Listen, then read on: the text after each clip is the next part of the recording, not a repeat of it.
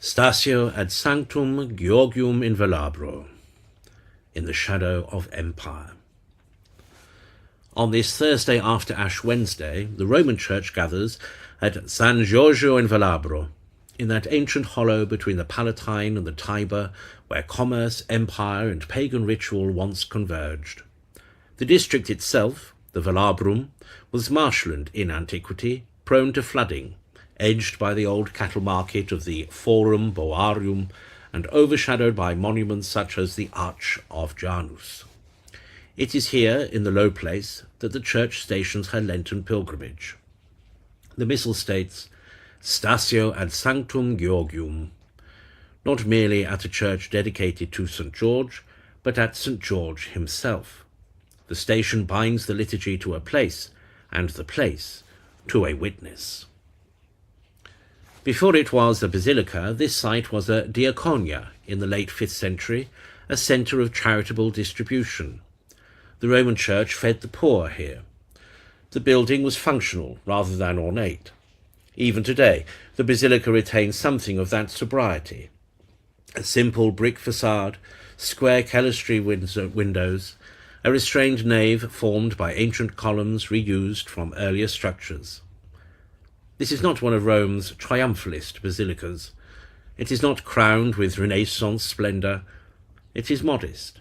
Its proportions are severe. Its dignity is quiet.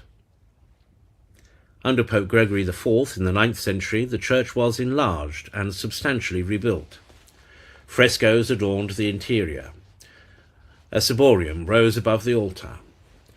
Medieval craftsmen later added a campanile and porch.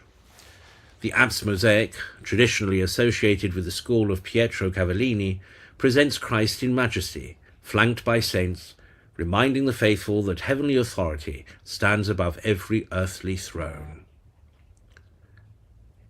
The building itself teaches Lent. It stands among ruins of empire, yet it endures. It has survived neglect, restoration, war, even a mafia bombing in 1993 that damaged its structure, and still it stands, not as a monument to Rome's power, but to Rome's conversion. The church bears the name of St. George, the soldier-martyr who suffered, most likely at Lydda, in the late 3rd or early 4th century. Before its association with George, the site was linked to St. Sebastian, another soldier who chose Christ over imperial command. Two martyrs formed in the discipline of arms, two witnesses who understood hierarchy, command, and obedience. And in today's Gospel, the Church presents us with a third soldier, the centurion of Capernaum. The pattern is deliberate. The station, the saints, and the Gospel converge.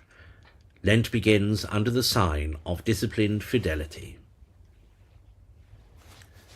The centurion confesses, I also am a man subject to authority. He recognizes in Christ not merely a healer, but a sovereign. His humility is theological. He understands that power flows from above, and that obedience is not weakness, but order. In a church born as a diaconia, a place of service, and rebuilt under the authority of the Roman pontiffs, the lesson is visible in stone. Structure matters. Hierarchy matters. Charity must be ordered. Faith must be disciplined. The surrounding ruins proclaim another message. The empire once demanded total allegiance. Its arches still stand. Its authority does not. San Giorgio in Velabro exists as a counter-monument. Here is a different kind of power, the power of martyrdom. Not self-assertion, but fidelity unto death. Why does Holy Mother Church bring us here at the beginning of Lent? Because Lent is not merely about personal piety, it is about restoring order. The Velabrum was low ground, marshland. Spiritually, Lent often begins in low places, in awareness of sin, weakness, instability. The Church does not hide that geography. She sanctifies it. The basilica, rising from that low terrain, reminds us that grace builds upon humbled ground. The reused columns in the nave, drawn from older pagan structures, testify that what once served false worship can be reoriented to true sacrifice. The apse directs the eye upward. The altar stands at the centre.